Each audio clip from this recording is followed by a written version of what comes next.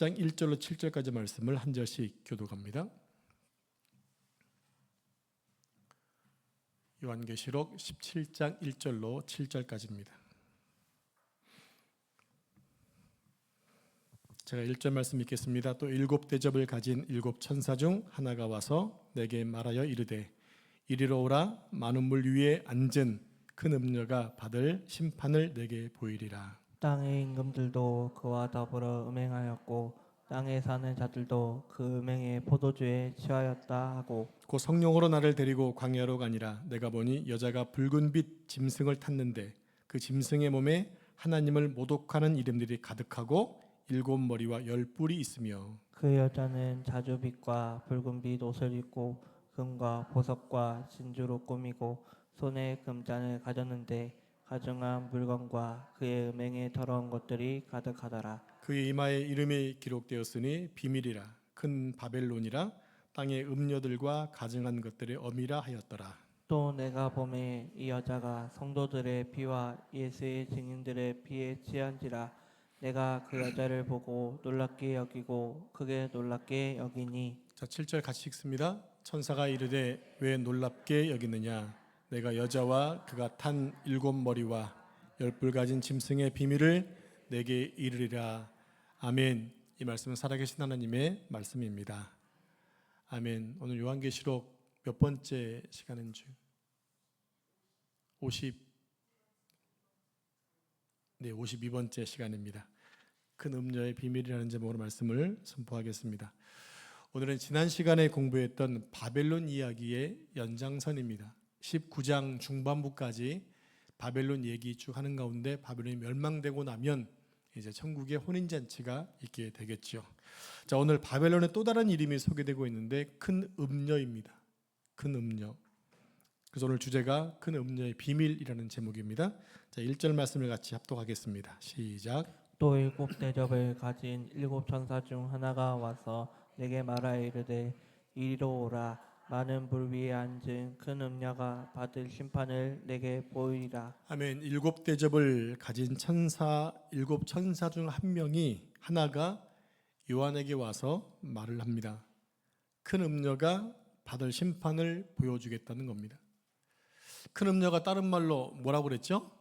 바벨론이라고 그랬습니다. 지금 바벨론이 심판을 받을 건데 그것을 보여주겠다는 말이에요. 자, 이 음녀가 지금 어디에 앉아 있습니까? 많은 물 위에 앉아 있습니다. 이 많은 물은 곧 열방을 의미합니다. 그래서 성경은 온 세상을 가리켜 많은 물이라고 표현하고 있는 거예요. 자, 우리 함께 15절 말씀을 같이 한번 읽어보겠습니다. 15절 시작. 또 천사가 내게 말하되 내가 본 바 음녀가 앉아 있는 물은 백성과 무리와 열국과 방언들이니라. 네, 천사가 음녀에 앉아 있는 물 소개되죠. 물은 백성과 무리와 열국과 방언들이라. 열국을 많은 물은 의미한다는 얘기입니다. 다시 1절로 돌아보면 많은 나라 위에, 즉 많은 물이 열방의 나라이니까 음녀가 많은 나라 위에 앉아 있다는 거예요. 여기서 앉아 있다는 말은 세상이 음녀의 영향력 아래 있다는 뜻입니다. 여러분, 제가 지금 설교를 서서 하잖아요. 근데 히브리적인 문화권에서는 앉아서 말씀을 가르칩니다. 여러분, 예수님이 나와 어떻게 하셨죠?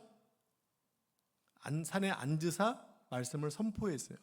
그러니까 유능한 리더 랍비들은 다 앉아서 말씀을 강론합니다.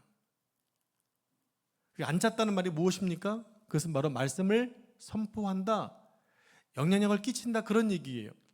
자, 이번 주 주일 예배 설교를 스포하면 예수님이 부활하시고 승천하신 다음에 어디 앉아 계시죠? 하나님 보좌 우편에 앉아 계십니다. 앉아 계시니까 모든 게 다 완료하고 끝난 것입니까? 우리는 그렇게 알고 있어요. 근데 예수님은 앉아서 지금 또 통치를 하고 계세요. 이게 우리가 새롭게 알아야 될 이야기입니다. 오늘 여기서 앉아있다는 얘기는 음녀의 영향력 밑에 많은 나라들이 영향을 입고 있다는 얘기예요. 결국 이 큰 음녀는 로마 제국을 얘기합니다. 그래서 요한이 계시를 받던 이 시대의 많은 열방에게 로마는 막강한 힘을 지금 펼치고 있었어요. 즉 로마 제국이 음녀인데 로마 제국을 중심으로 해서 하나님을 거역하는 일들이 많이 일어났다는 겁니다. 이러한 영향력이 로마 제국이 지배하는 온 나라에 미치고 있었다는 거예요. 여러분, 힘을 가진 사람은 영향력을 끼치게 되어 있습니다. 우리가 코로나를 겪었을 때에 작은 교회들이 문을 닫았으면 아마 문을 안 닫는 교회가 많았을 거예요. 근데 큰 교회들이 다 문을 닫으니까 우리도 닫자 이렇게 하고 닫았잖아요. 그죠? 힘을 가진 자, 또 연배 나이가 많으신 분, 또 교회에서 어떤 직에 높으신 분, 이런 분들은 자기도 모르게 영향력이 있게 돼 있는 거예요. 그래서 한마디 한마디 하는 행동들이 남들에게 또 어린 사람들에게는 영향력을 줄 수밖에 없다라는 거예요. 지금 로마 제국은 강력한 힘을 가지고 있고 열국을 다스리고 있었어요.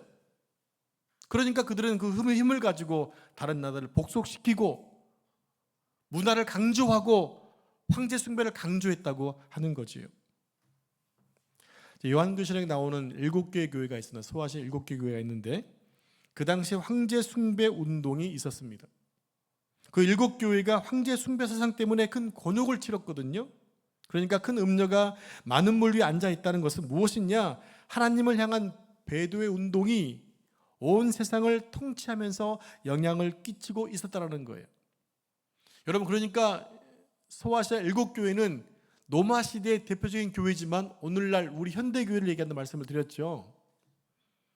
우리는 성경을 통해서 이미 성경은 2000년 전에 완성이 됐으니까 나랑 상관없는 것이 아니라 지금 동일하게 우리에게 영향력을 끼치고 있습니다. 성경에 기록된 하나님 말씀 우리에게 지금 살아있는 말씀이고 그 말씀을 지금 내 삶 가운데 좀 적용을 해야 되는 거예요. 즉 요한계시록 말씀은 끝난 말씀이 아니라 이 종말의 날을 살고 있는 우리 모두에게 영향을 주고 있어요. 그러므로 이 말씀을 잘 새겨 들을 때에 이 마지막 때를 믿음으로 말씀을 견고하게 싸워 이길 수 있다는 겁니다. 아멘이십니까? 자, 이제 2절 말씀을 같이 합독하겠습니다. 2절. 땅의 임금들도 그와 더불어 음행하였고 땅에 사는 자들도 그 음행의 포도주에 취하였다 하고. 자, 2절을 보면 큰 음녀의 영향을 받아서 땅의 임금들도 뭐 했다고 했습니까? 음행하였다는 겁니다. 그래서 음녀와 음행이라는 이 성적인 표현이 성경에 되게 많이 나와요. 좀 성경이 거룩한 책이잖아요. 성서, 거룩한 책인데 보면 좀 지저분한 내용들이 이렇게 많이 있어요. 그죠? 이런 음행, 음녀, 또 어디 가면 그런 내용이 나오고, 또 뭐 이렇게 남자들한테는 얘기, 남자들이 엄마, 이모, 뭐 자식들 이런 음행하는 것까지 다 기록이 되어 있잖아요. 이 성경에 이런 참 난잡한 게 기록이 되어 있어야 하나? 이렇게 묻는 사람도 있거든요. 근데 그런 현상들이 가나안 문화에 있었거든요. 이제 그것을 경고하려면 당연히 그 말씀이 쓰여질 수밖에 없다라고 하는 거예요. 오늘도 음녀와 음행이라는 이 성적인 표현은 성경에 많이 나오는데 상당히 보편적으로 쓰여지고 있어요. 자, 구약 성경에 보면요, 하나님과 사람의 관계가 어떤 관계입니까? 하나님은 남편이시고 이스라엘은 아내입니다. 이것을 오늘날 교회를 이스라엘 나로 얘기한다면 하나님은 나의 남편이시고 나는 하나님의 신부인 거예요. 그런데 신부가 계속해서 음행을 합니다. 무슨 얘기입니까? 내가 지금 남편만을 바라봐야 되는데 다른 남자하고 데이트를 하고 잘못된 관계를 즐기고 있어요. 이게 바로 음녀, 음행이라는 것입니다. 왜 이런 일이 생기느냐? 하나님은 실은 이스라엘을 선택하시고 좋은 관계를 지내려고 하셨는데 이 죄가 들어온 다음부터 계속해서 인간은 점점 사단을 따르는 그런 인생으로 바뀌어지고 맙니다. 그러니까 점점 우리는 하나님을 따라가는 것이 아니라 누굴 따라간다는 얘기입니까? 사단을 따라간다고 하는 거예요. 점점 멸망되고 점점 타락되어서 하나님과 점점 멀어져 간다는 얘기입니다. 그런 표현들이 호세아서와 예레미야서에 많이 기록이 되어 있어요. 근데 호세아서, 예레미야에 공통점이 있더라고요. 어떤 공통점입니까? 유다의 거의 멸망에 갈 쯤이라는 얘기예요. 유대 말쯤이라는 얘기입니다. 결국 이것들이 고쳐지지 않으니까 어떻게 한 겁니까? 하나님이 이혼해 버린 거예요. 버려버린 거예요.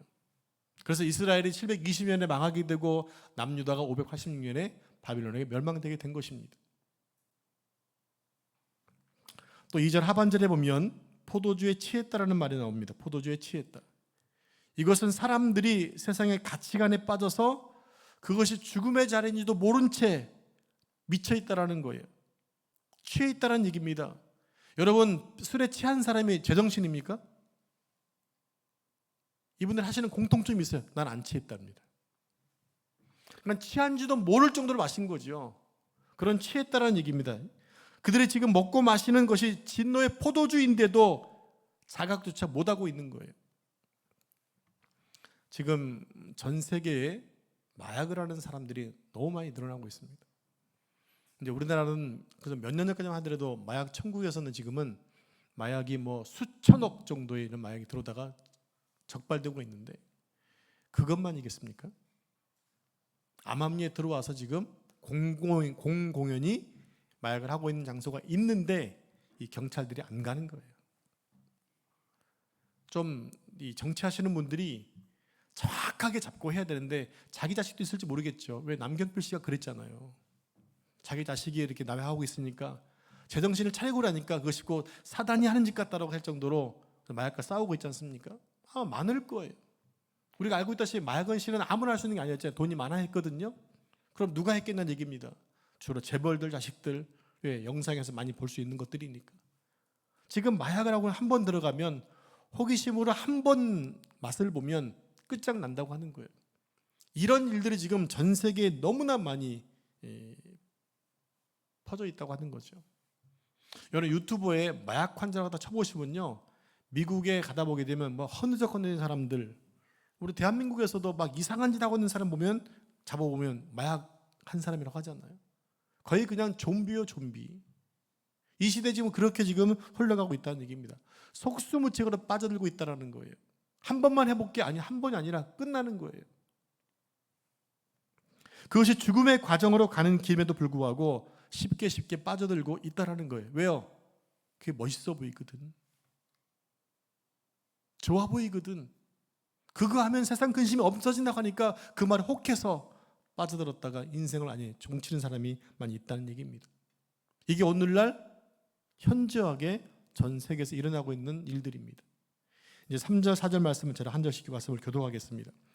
그 성령으로 나를 데리고 광야로 가니라. 내가 보니 여자가 붉은빛 짐승을 탔는데 그 짐승의 몸에 하나님을 모독하는 이름들이 가득하고 7머리와 10뿔이 있으며 그 여자는 자조빛과 붉은빛 옷을 입고 금과 보석과 진주로 꾸미고 손에 금잔을 가졌는데 가증한 물건과 그의 음행에 더러운 것들이 가득하더라. 네, 3절은 음녀의 정체성에 대해서도 구체적인 그림을 보여주고 있습니다. 여기에 등장하는 광야가 나오죠. 광야. 광야는 사단이 통치하고 있는 활동 공간을 의미합니다. 광야는 아무것도 없잖아요. 여러분, 그래서 귀신 들린 자가 어디로 갑니까? 사람이 없는 광야로 가는 거예요. 그 장소가 바로 사단이 머물러 있는, 사단이 활동하는 어둠의 장소라고 하는 거죠. 근데 하나님이 지금 요한을 이곳으로 데리고 가고 있어요. 그래서 광야의 광경을 보여주고 있는 것입니다. 거기에서 요한은 뭘 봅니까? 여자가 붉은 색깔의 짐승을 탄 것을 보여주셨어요. 붉은 색깔의 짐승을 탄 색깔을 잘 기억하시기 바랍니다. 그런데 이 짐승을 올라탄 여자도 붉은 빛깔의 옷을 입고 있다는 거예요. 자, 짐승도 지금 붉은 옷을 입고 있고 이 음녀도 붉은 빛을 입고 있습니다. 또 이 여자는 굉장히 사치스럽고 화려한데 손에 금잔까지 들고 있다고 그랬어요. 근데 금잔 안에 무엇이 들어있었습니까? 가증한 물건과 음행의 더러운 것들로 가득했다고 말합니다. 자, 짐승과 여자가 같은 색의 옷을 입고 있다는 것이 무엇일까? 둘은 동맹관계란 얘기예요. 동맹관계. 그러니까 이 말은 로마 제국이 사탄의 지시와 통제를 받고 있다는 겁니다. 로마는 그냥 자기 스스로가 그렇게 하고 있는 것이 아니라 그 당시에 전 세계를 잡고 있었기 때문에 사단의 영향력 아래서 로마 제국이 식민지를 삼고 있는 모든 나라들에게 사단의 통로가 되어서 나쁜 사조를 계속해서 흘려보내고 있다라는 얘기예요. 그게 동맹관계라는 얘기입니다. 즉 열방이 사탄과 로마 제국의 통치 철학에 근거해서 잘못된 삶으로 나가고 있는 것이 하나님을 대적하는 것들이라는 거예요. 그 안에 뭐가 담겨 있다고 그랬어요? 가증한 것, 음행에 더러운 것들을 가득 찼다고 하는 거예요. 여러분, 음행이라고 하는 것이 사람들이 관심을 많이 빠져들잖아요. 사람이 많이 빠져든다는 것은 뭡니까? 그만큼 호기심이 있다는 얘기예요. 그게 즐거운 걸까요? 아니면 기분 나쁜 걸까요? 여러분, 이 강간범들이 있죠. 강간범들이 되게 19세 밑에 기준 좀 막아주시겠습니까? 여러분, 강간범들이 그것이 좋으니까 할까요? 나쁘니까 할까요? 생각 나름이겠지만 그런 범죄는요, 거기서 느끼는 쾌감이 있기 때문에 그 즐기게 남을 좀 죽이는 거 아닙니까? 음행이 지금 그렇다는 얘기입니다. 지금 전 세계에, 그러니까 지금 이스라엘 사람이 아니라 이방신에게 제사를 드리고 그 신전에 있는 사제들과 음란한 짓을 하고 있는 게 뭡니까? 그게 즐거움이 있으니까 그 속에서 하고 있다는 얘기예요. 그래서 어떤 나라에는 뭐 1000명씩 사제가 있었다 얘기하고 있지 않습니까? 그게 지금 이방 문화가 이스라엘 나라에 들어와 있었던 것이고 그것이 지금 주변 나라의 시대 사조였다고 하는 거예요. 그게 문제입니다. 시대 사조라는 거예요. 여러분, 오늘날의 시대 사조가 뭡니까? 동성애입니다. 여러분, 동성애를 왜 합니까? 동성애 나름대로의 쾌락이 있기 때문에 그 짓을 하고 있는 거예요. 그게 만약에 진짜 고통스럽고 불행하다면 안 할 건데 거기에 쾌감이 있고 즐거움이 있으니까 그 짓을 하고 있다는 얘기입니다. 근데 그것이 시대 사조라고 하는 거예요. 그게 문제가 안 됐다라는 거예요. 그게 하나님 보시기에 가증한 것이고 음행한 일이었다고 말씀하고 있는 거죠. 오늘날 그런 일들이 현재 많이 일어나고 있잖아요. 지금 대한민국과 대만 몇 개의 나라들만이 지금 동성애를 허락하지 않았어요. 우린 지금 영적으로 그것까지 좀 싸워야 될 시점에 와 있다는 것입니다. 여러분, 계속해서 여러분들 스쳐 지나가든 뭐든지 간에 이 부분을 꼭 기도하시기 바랍니다. 우리나라에 동성애가 절대로 통과되지 않도록. 제가 어느 순간 그런 생각 해봤었어요. 정말 이제 이게 법으로 입법이 돼가지고 통과가 되면 우리 교회에서 내가 동성애 설교할 때 누가 과연 신고할까? 없겠지. 우리 교회는 다 같이 뭐 말 그대로 좀 이렇게 표현하면 이상하죠. 담임 목사가 좋아서 교회 등록한 거 아닙니까? 설교가 마음에 드니까 등록했을 거 아니에요. 그러면 그분들이 어느 순간 삐져가지고 이렇게 다 보이면 안 되니까 이렇게 감춰가지고 그걸 따서 할까? 어떤 사람이 할까? 전 생각해서 아무도 없겠지. 그런데 그때부터는 참 교회 문이 많이 닫히겠다라는 생각이 봤어요. 왜? 의도적으로 안 막을 거 아닙니까? 우리가 코로나 걸렸을 때 초창기에 20명 예배드릴 때 있었잖아요. 그때 새신자가 여러 분 왔었어요. 근데 우리는 그 당시에 새신자를 받아들이는 것도 중요했지만 우리가 일단 그분들에 대한 정확한 정보가 없었기 때문에, 그리고 우리 교회 성도들 예배하기 위해서 그들을 막았거든요. 그들은 되게 기분 나쁘면서 갔어요. 근데 어쩔 수가 없었어요. 이런 일들이 또 생길 수도 있다는 거죠. 여러분, 이게 시대 사조이기 때문에 대한민국 언제까지 버틸지 모릅니다. 그러나 하나님이 한국 교회를 쓰신다면 능히 막아주시겠지만 실은 저도 확신을 못하겠어요. 지금 한국에 돌아가는 꼴을 보면 제가 도저히 자신할 수가 없어요. 그러니까 더 이 문제 놓고 나면 한숨에 계속 기도할 수밖에 없게 된다는 얘기입니다. 여러분들 같은 마음을 가지고 기도해 주시기 바랍니다. 아무리 시대 사도이지만 우리는 거꾸로 가야 되거든요. 마치 연어와 그 뭐라고 그러더라? 그 물고기 황어인가요?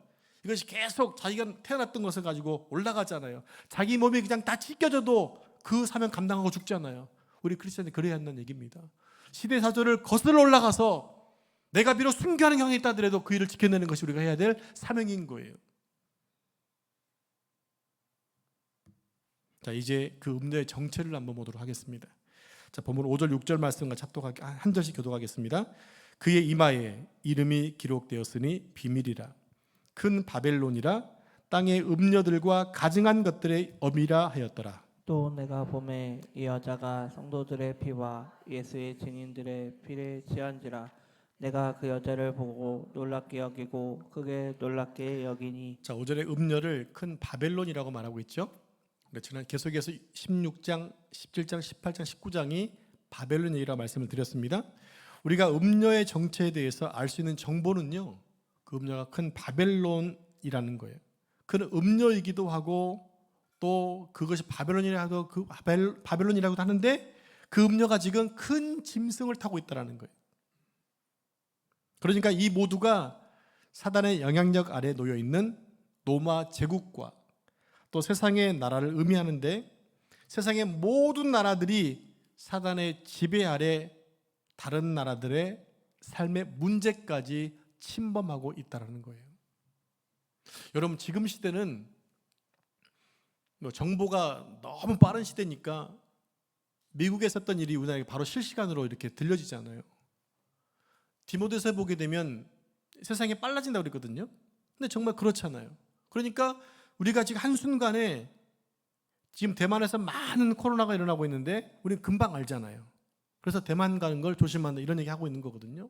그러면 지금 우리나라의 코리아 뭐 여러 가지 K-팝 뭐 K 뭐 방역 할 거 없이 K 한국식이 많이 소개가 되고 있는데, 그것을 미국이나 다른 나라에서 보게 되면 영향력을 받게 된다는 얘기예요.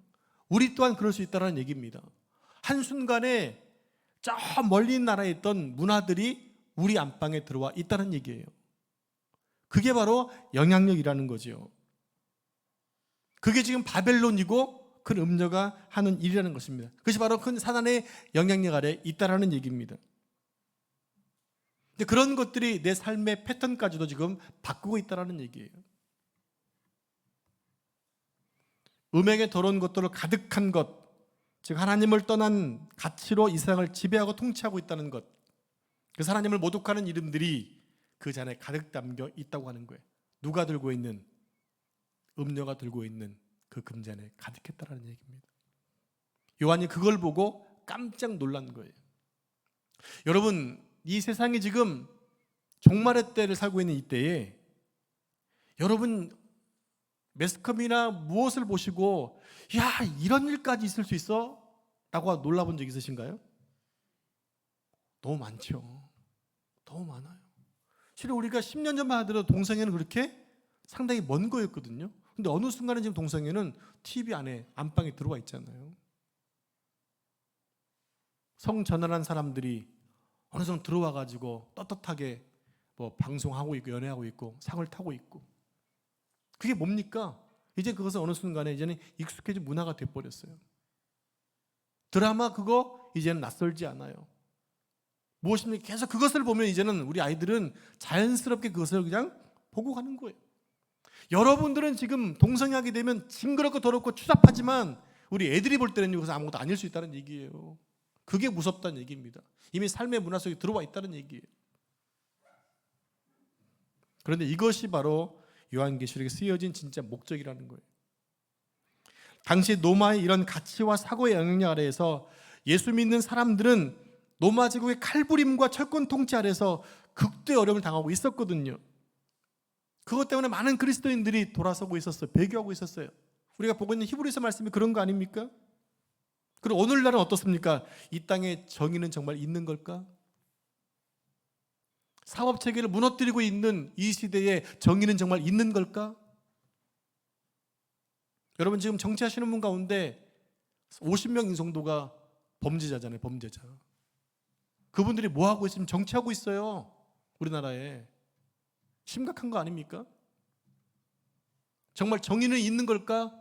물을 수밖에 없는 거죠. 우리 아이들한테 너 정의롭게 살아라 말하기가 없는 힘든 시대를 살고 있다고요. 왜? 앞에 일하시는 분들이 정의롭지 않기 때문에. 또 역사는 이렇게 끝나고 마는 것일까? 하는 고민에서 비롯되는 신앙의 위기들을 겪고 있는 거잖아요. 이것을 경험하는 성도들을 위해 하나님이 요한에게 이 그림을 지금 보여주고 있다는 얘기입니다. 너희 때도 마찬가지일 거야. 그러니까 한마디로 뭡니까? 결코 흔들리지 말라는 거죠. 그런 사조 문화가 있다 하더라도 흔들리지 말 것을 지금 말씀하고 있는 거예요. 그러면서 이렇게 얘기합니다. 역사가 어떻게 종결되는지를 너에게 보여주겠다. 그게 뭡니까? 바벨론의 멸망인 거예요. 그리고 청년 왕국이 혼인잔치가 진행되게 되는 거예요. 자, 계속해서 7절 8절 말씀 한 절씩 교독하겠습니다. 천사가 이르되 왜 놀랍게 여기느냐 내가 여자와 그가 탄 7 머리와 10뿔 가진 짐승의 비밀을 내게 이르리라. 내가 본 짐승은 전에 있었다가 지금은 없으나 장차 무적행으로부터 올라와 멸망으로 들어갈 자니 땅에 사는 자들로서 창세 이후로 그 이름이 생명책에 기록되지 못한 자들이 이전에 있었다가 지금은 없으나 장차 나올 짐승을 보고 놀랍게 여기더라. 근데 요한이 본 짐승은 그 여자가 탄 짐승과 동일합니다. 본문은 좀 복잡하게 이야기하고 있지만 결국은 세 가지를 말하는데 전에 있었던 짐승이 지금 올라오는 짐승이다. 다시 한번요. 전에 있었던 짐승이 지금 올라온 짐승이고 또 그 짐승이 나중에도 온다라는 얘기예요. 그래서 이 짐승을 지금 숫자로 표현하고 있는 거죠. 그리고 8절에 보면 지혜 있는 뜻이 여기 있으니 곧 그 7 머리는 여자가 앉은 7 산이요. 그래서 여자가 앉은 7 산이 뭘 얘기하는 걸까요? 노마 제국을 얘기하는 겁니다. 여러분 인터넷 검색해 보십시오. 노마의 7 산 치시면요 딱 뜹니다. 그래서 산까지 이름까지 다 7개 산이 나와요. 그것을 기반으로 해서 노마 제국이 형성돼 있다라는 얘기입니다. 그래서 7 산의 도시라고 일컫는데 여기에 등장하는 여자 곧 음녀는 노마 제국을 의미하고 노마 제국을 상징하는 큰 음녀가 지금 사탄을 의지해서 온 세계 가치관들을 지금 병들게 하고 있다. 또 취하게 하고 있다. 미치게 하고 있다고 말씀하고 있는 겁니다. 그러니까 지금 큰 나라들이 하고 있는 게 너무너무 많은 영향력을 끼치고 있는 거죠. 미국이 하고 있는 행태들 또 중국이 하고 있는 행태들을 보게 되면 작은 나라들은 당연히 그 나라를 닮아갈 수밖에 없는 거예요.